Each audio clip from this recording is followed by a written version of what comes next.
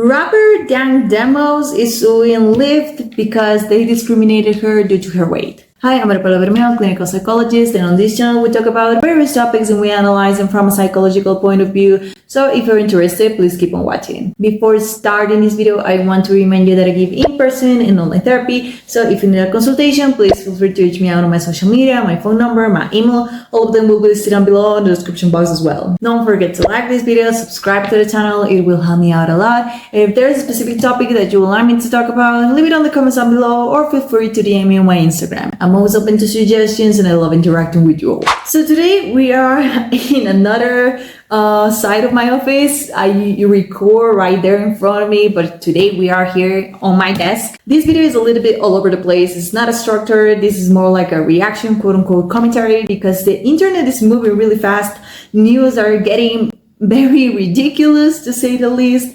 And this one is no exception. This rapper is suing Lyft, which if you don't know what Lyft is basically a service similar to Uber. And the reason is very mentally distorted. So let's watch.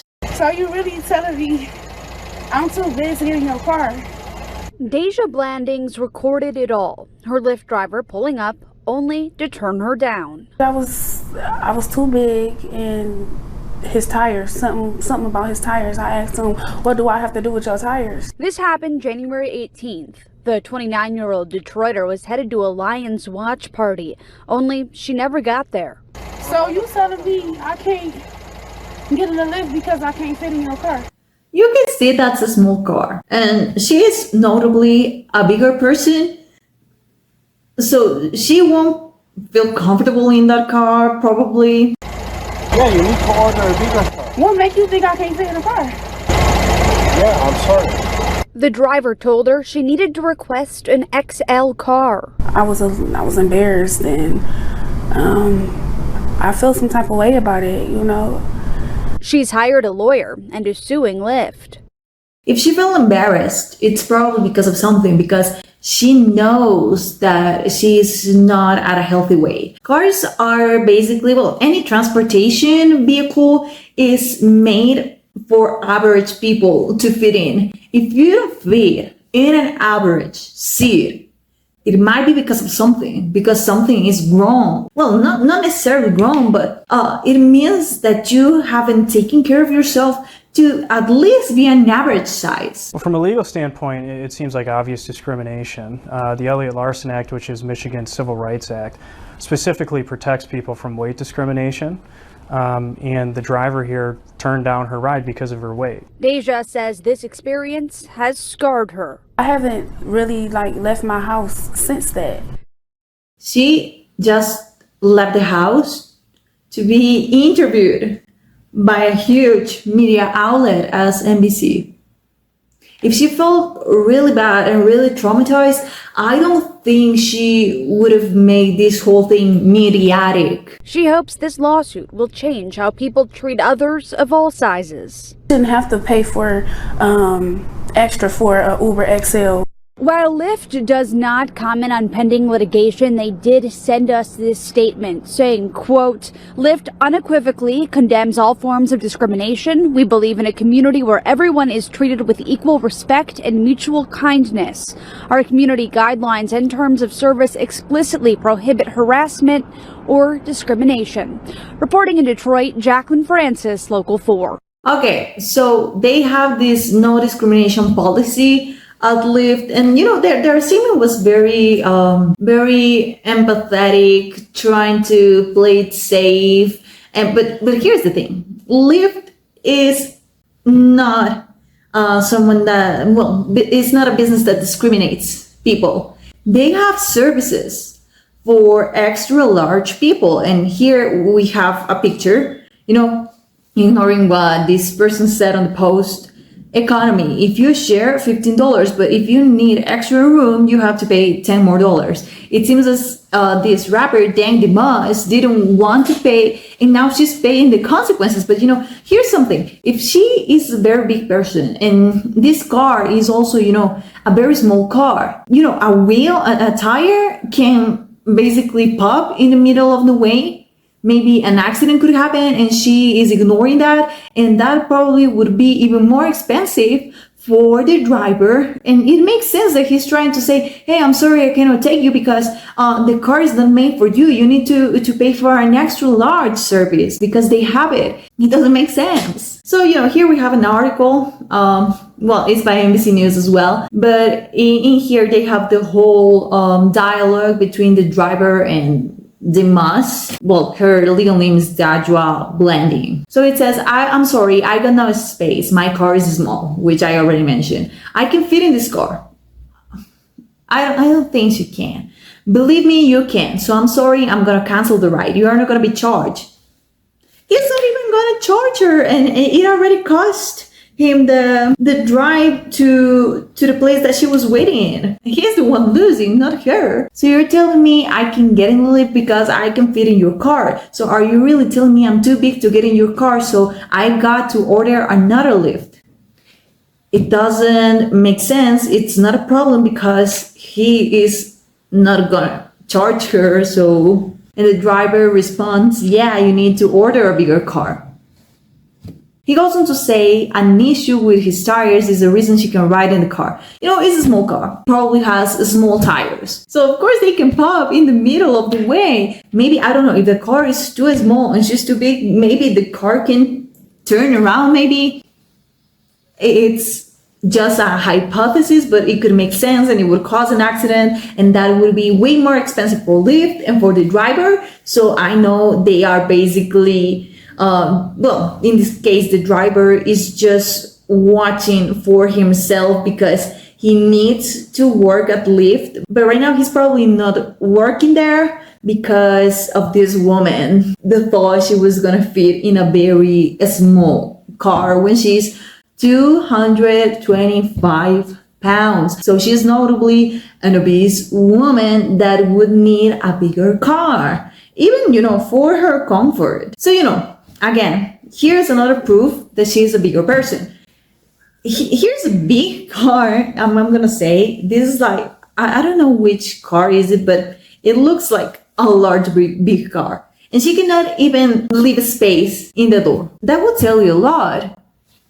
She's an obese woman. And here's another clip that I found of a behind the scenes in which she has to be in the side of the car. I mean, not even in the side. She has to be in the back of the car, in the trunk, to film a music video. I'm gonna mute this video because there's a lot of cursing and I don't want to be censored.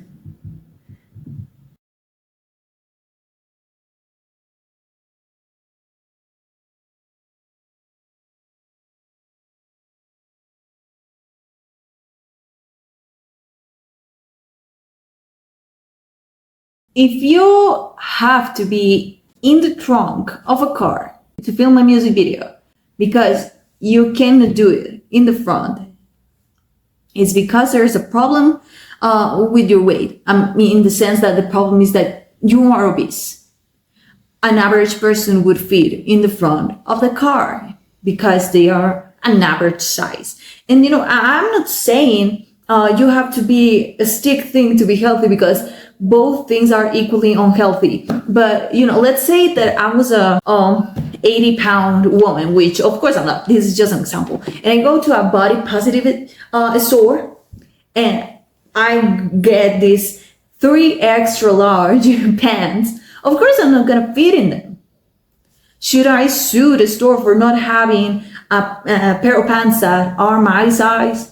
Probably not, because I should go to the section in which they have my size, and if the store doesn't have it because it is a body positive store, then I just move on and go to a different store that does have my size. The problem is that right now there is like a big rise of body positivity in social media, and they are validating obesity when we know that physically obesity is not healthy. But I've also talked about obesity and its consequences in the psychological aspect, and it's no different. It's just as concerning as in the physical aspect. And right now, the problem again with social media validating obesity is that they are encouraging, they are perpetuating mental disorders, mental distortions, psychological dissonance, because they are saying obesity is healthy. But if you feel bad because you cannot adapt to an average world because of your size, then that might be a problem, and you are in denial when you're doing these things as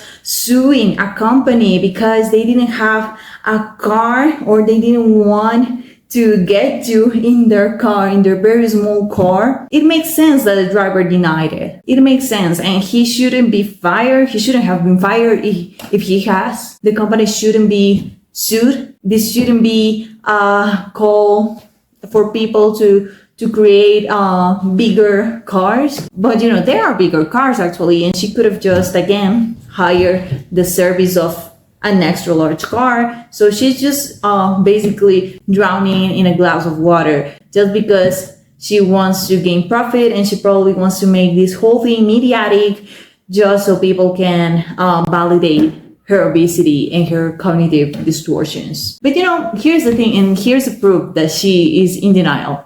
I found the clip of a podcast, and this podcast was from 7 months ago actually, in which she actually acknowledges that she has a cognitive distortion when it comes to her weight. Let's take a look. Mentally, I don't know. Cause I always like my body right now is like my mind don't know that I'm this big. My mind does not know that I'm this big. So I be feeling like I can do everything. So when I walk in the gym, I feel like I'm fit. Or like if I'm trying to do certain shit, I feel like I could do it. And then I be like, damn, I can't do this shit. But in my head, I'm like, damn, I can do that. So I'm gonna walk over there. Shit, I be going in the gym in front of all those people, 500 pounds in shorts, no shirt. Well, I have on a sports bra, but you know, but I don't know. I don't know. But yeah, that's just how I felt on that.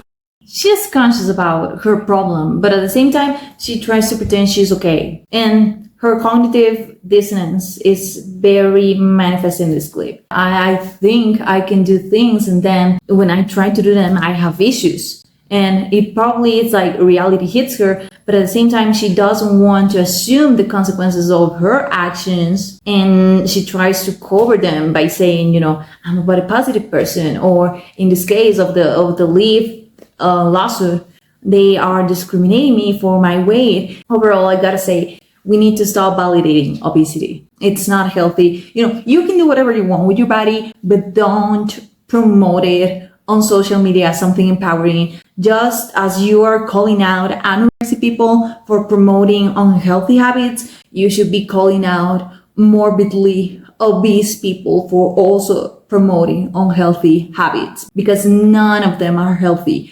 Both are illnesses that need treatment. Both can direct to eating disorders, to severe eating disorders that need medical and psychological treatment for the sake of your physical and mental health. Is there something you learned from this video, something that you would like to add to the conversation? Leave it in the comments down below. Also, don't forget to like and share with someone who may find this useful. And don't forget to subscribe to the channel so that you never miss out from more interesting psychology content. Thanks for watching.